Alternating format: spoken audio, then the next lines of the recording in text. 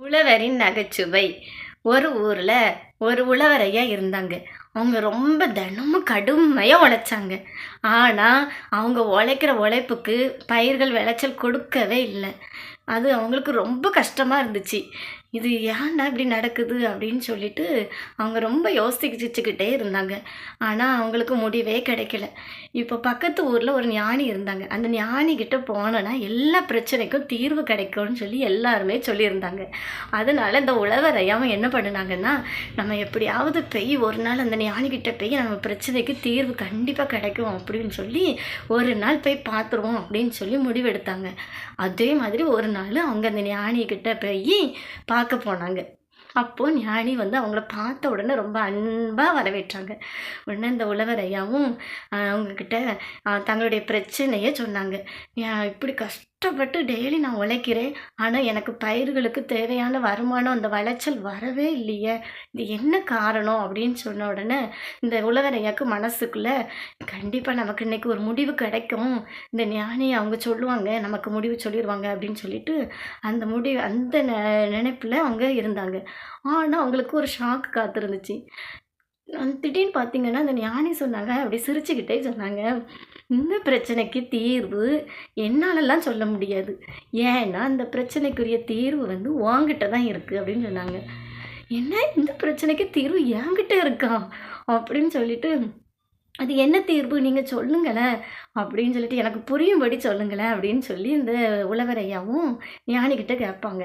உடனே இந்த ஞானி என்ன சொல்லுவாங்கன்னா, நீ வந்து என்ன பண்ணணும்னா, பயிர்களுக்கு தேவையான தண்ணிய நீ டெய்லி அதுக்கு குடுக்குறியா? அப்படின்னு கேட்பாங்க. அவர் அப்படியே யோசிச்சு பார்ப்பாங்க உழவர் ஐயா. யோசித்து பார்த்துட்டு, "இல்ல நான் அதுக்கு தேவையான அளவு தண்ணி நான் ஒரு நாளும் குடுக்கல" அப்படின்னு சொல்லுவாங்க.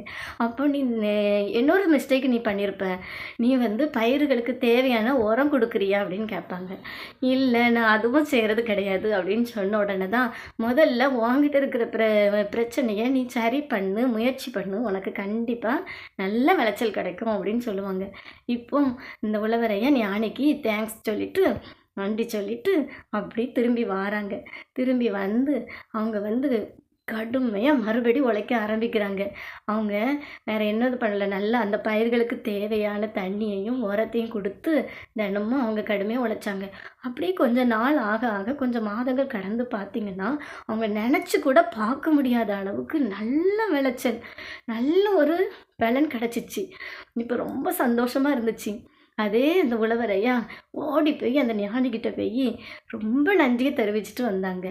இப்போ இந்த கதையிலேருந்து நம்ம என்ன கத்துக்கிடுறோம்னா, சில பிரச்சனைகள் இருக்குது.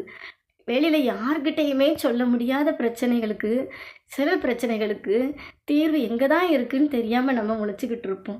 அந்த பிரச்சனைக்கான தீர்வு வந்து நம்மகிட்டயே தான் இருக்கும்.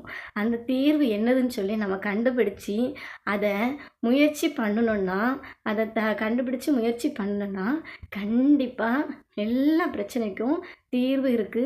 அந்த தீர்வு வர்றதுனால நம்மளும் சாதிக்க முடியும். கண்டிப்பா. இதுல எந்த ஒரு சந்தேகமும் கிடையாது. இதில் என்ன நகைச்சுவைன்னா, நம்மட்ட இருக்கிற தப்பை நம்ம உணராம, நம்ம வாழ்ந்துக்கிட்டு இருக்கிறது தாங்க நகைச்சுவை. இதில் வந்து நம்ம தப்பை உணர்ந்து நம்ம வாழ்ந்தோன்னா நம்ம மகிழ்ச்சியாக வாழலாம். பிடிச்சிருந்தா சப்ஸ்கிரைப் பண்ணுங்கள்.